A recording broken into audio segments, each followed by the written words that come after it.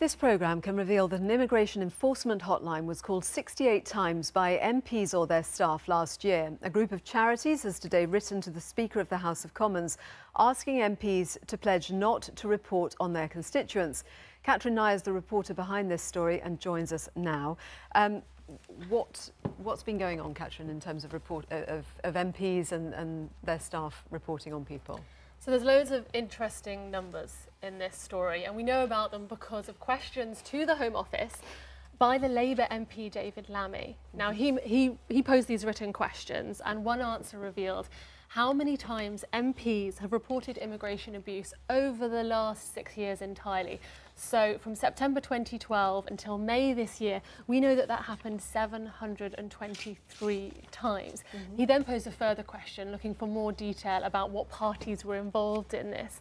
And they're the numbers that you've just talked about, the numbers we've revealed today. We know that the Immigration Enforcement Hotline was called 68 times by MPs last year in 2017. 34 of those calls were from Conservative MPs, 32 were from Labour MPs, 1 from a DUP MP and 1 from a Lib Dem MP. So now a letter has gone out asking MPs to pledge not to do it. Yeah, so this letter is in reaction. It's been co-signed by a load of charities and organisations that are concerned with immigration and migration. So one of them is called Migrants Organise, another is the JCWI, which is the Joint Council for the Welfare of Immigrants. It's also been backed by the human rights organisation Liberty. And what it says, what it asks is that MPs pledge that they will not inform on their constituents no matter what their immigration status. So if they come to them, they'll give them help regardless of their status. I've got a bit of the letter here actually. It says MPs have a responsibility to advocate for all of their constituents regardless of their immigration status. It goes on to report constituents to the Home Office in the present circumstances is a fundamental breach of trust. And it adds, many migrants are now fearful of contacting their MP, effectively excluding them from democratic representation. So that letter is being sent today to the House of Commons Speaker John Bercow. It asks him to circulate that as quickly as possible, immediately in fact. And what it says, these charities are saying that if MPs don't sign it, they'll be advising their contacts not to speak to those MPs, not to seek advice from them. So what are MPs saying about it? Well, so far, 107 MPs have already pledged. Only one of them is a Conservative, that's Heidi Allen. Some of those that have signed have said, of course, our first duty is to our constituents above anything else. And so advising them comes first. But those that have said they don't want to sign have said that they would report immigration abuse to the Home Office in the same way that they would report another type of crime to the police, and that's why they're not signing. Thank you, Catherine. Well, we can talk a bit more about this now with some MPs. The former Lib Dem leader Tim Farron, Plaid Cymru's Howell Williams and Conservative Sir Christopher Chope, and also with us Elva Brazier, who was informed on by her local council, and Akram Salhab, who coordinated that letter. Welcome, all of you. Elva, I'll come to you first of all because you were actually reported having gone to get some help, but actually from your council, your MP actually in your case has been very helpful. Tell us how you felt once you realised that your case had been referred on, having gone for help. I felt really disappointed. I felt it was unfair, and I felt that I couldn't trust anyone. I went there because I was sent there, not because I wanted to, and I've always made them aware of my situation. I'm on a spouse visa. I have no entitlement to funds. I know this. I'm just really disappointed, and I think it's really unethical to do this. What is your position now then? Are you facing deportation? No, I have a spouse visa, right, but I'm on a 10-year spouse visa. Okay. So I've been punished for it. Right. And the letter has come about as a result of what has been going on with cases like Elva's being reported. Akram, tell us more about why you decided to come up with the letter. Well, we have many people who approach our organisation and others seeking support with their casework. And there's been, I think, part of the background to this, which would help people understand some of the issues, is the way the Home Office functions. And it operates in such a way that it doesn't give due process to those applying for visas, those applying for asylum, And the Windrush scandal is just one part of a much broader problem with the Home Office and how it works, which makes it not fit for purpose. So it's under these circumstances that an MP reporting someone to the Home Office, first of all, they don't know what their status is. They don't know which dysfunctional part of the Home Office's procedures have led them to be undocumented, and they don't know what fate they're sending that person, whether that's detention or deportation from the country. So what we're saying is that MPs ought to be representatives and advocates for their constituents. And the letter was us saying we can't, in all good faith, suggest to people that they approach their MP if we know their MP is going to report them to to the Home Office. Let's bring in the MPs. We're joined by three: Hal Williams, Tim Farron, Sir Chris Chope. Welcome, all of you. Hal, you've signed the letter, and you've actually stopped one of your constituents being deported. Tell us why. Well, I had an infamous case last year where a constituent of mine was being deported 3 months before she took her final exams. She was going to get a first, which she actually eventually got. But she was following the rules, going to the police station, signing on with her mum. And eventually they were arrested, and I actually raised the matter in the House itself and raised it with the Immigration Minister, and that deportation was stopped. She's now got her first. She's actively employed in a very valuable occupation, and it just shows how the system can go very wrong for somebody who's actually quite legitimate. Tim Farron, what's your position? You've signed the letter?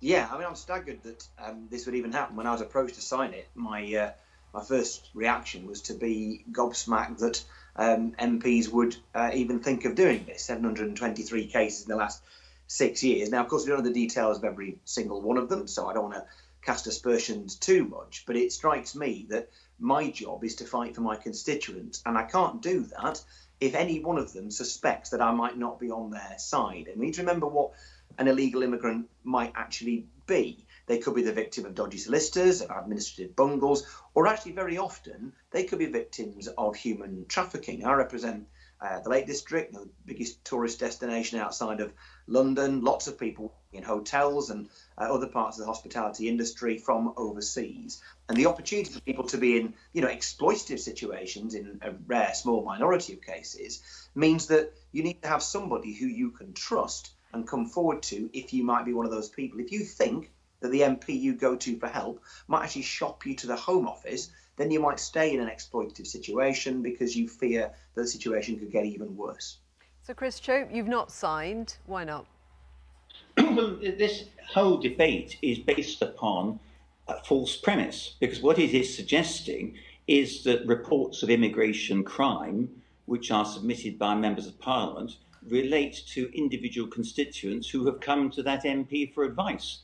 I have reported cases of immigration crime on behalf of constituents who have felt that their neighbours are engaged in illegal working when they shouldn't be in the country. I've also reported cases of sham marriage, of people who have been victims of what's called modern slavery.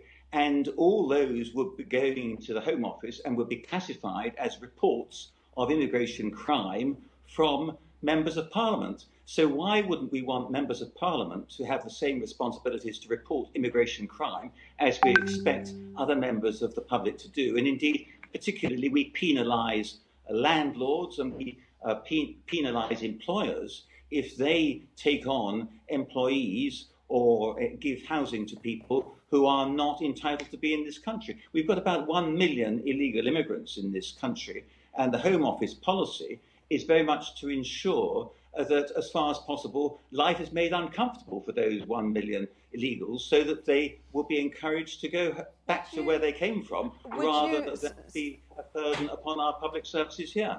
So I obviously understand that you're making a distinction between someone coming and reporting an immigration crime, as you put it, versus someone coming for help. But if someone came to you for help and you discovered in the course of the conversation that they were an illegal immigrant, would you report them?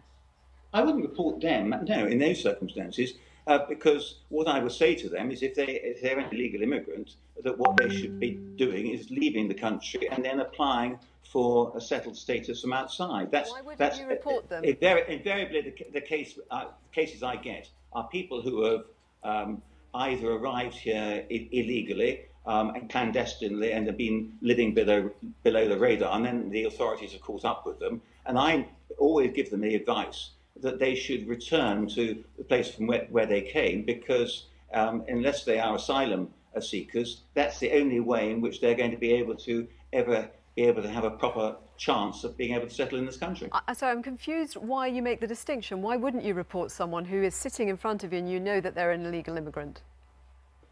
Because there's no need to report them, because people who come in to see their MPs are people who are already on the radar. They come to see you because the police or the Home Office have caught up with them and are taking action against them. So there's no need to report them as such. And indeed, as a lawyer by profession, I'd be very nervous about